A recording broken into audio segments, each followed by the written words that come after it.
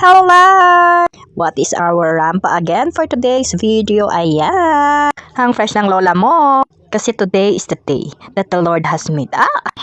Char lang yun, pero ito talaga yung araw na kami ay rarampa. Yung ilang araw naming pinapraktisan na sayaw ay today na yon, yung socio-cultural. At kasama ko nga si Bonek nag-ihati dahil meron din silang pajama day.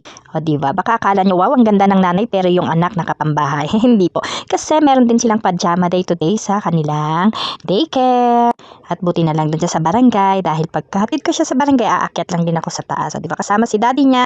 Buti na lang talaga dito si daddy para may mag-alaga sa aking bunik-nik habang ako ay rarampa muna today, diba? Para hindi dala-dalawa yung aking iniisip. So, ayan na nga. Ito, paakyat na ako sa barangay. At ayan na ang aking mga ka-women. Yan, mga kisisi.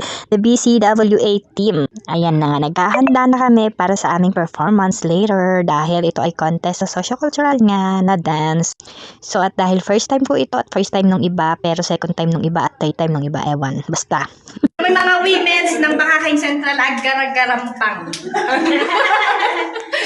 Balik na mamin sa ground. Diba? Oh, yan. Oh, yan na.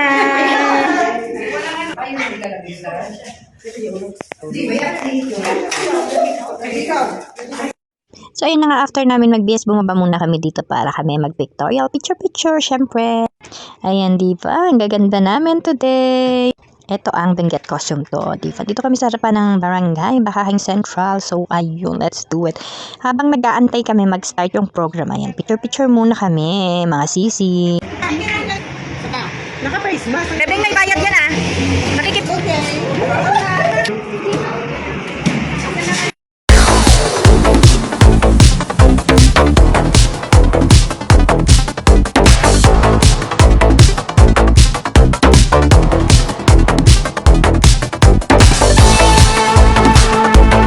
And here maya nga ay nag-start na ang ating program. Meron tayong pa-prayer. Dumating na si Ma'am Lisa ng CSWDO at ang ating speaker na si Counselor Yang. At ayan, so nagbigay sila ng mga inspirational message. And itong program na ito is part of the Women's Month celebration. So ayan, di ba?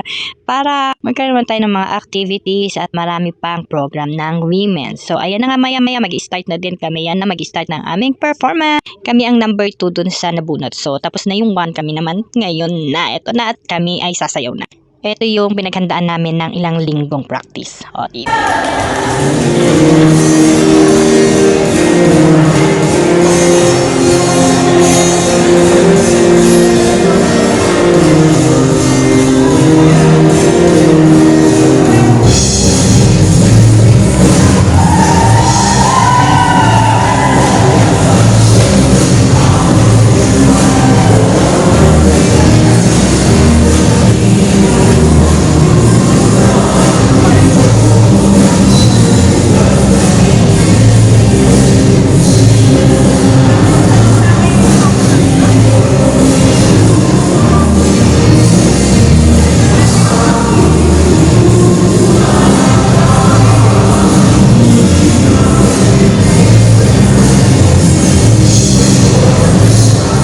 I-stop ko na muna dyan ang video kasi sa video ito makikita nyo yan, nagkakagulo na ang lahat. Diba?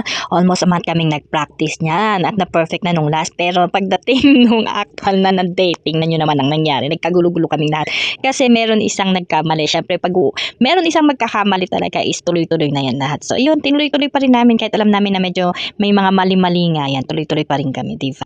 And I'm proud ako at saka ano pa rin, in-enjoy lang namin syempre. Itong mga kasama ko hindi mga purong igurot yan. Mostly sa kanila is mga Tagalog at happy kami and thankful kasi nakika-operate sila sa dance na yan, sa ethnic dance namin, o diba? So yun lang masasabi ko.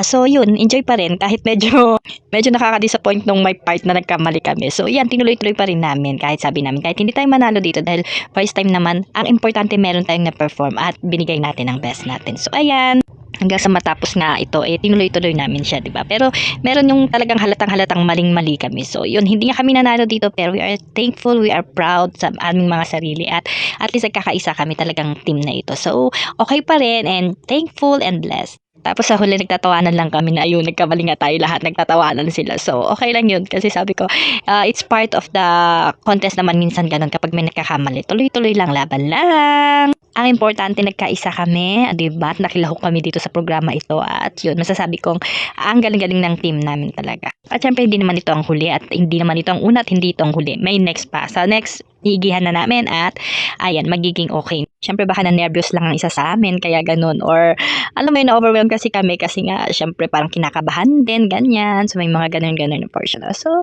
ayun na, tuloy-tuloy lang. So, thankful kami dahil dito nga ginanap ang socio-cultural sa aming barangay and naging part kami ngayong taon na ito.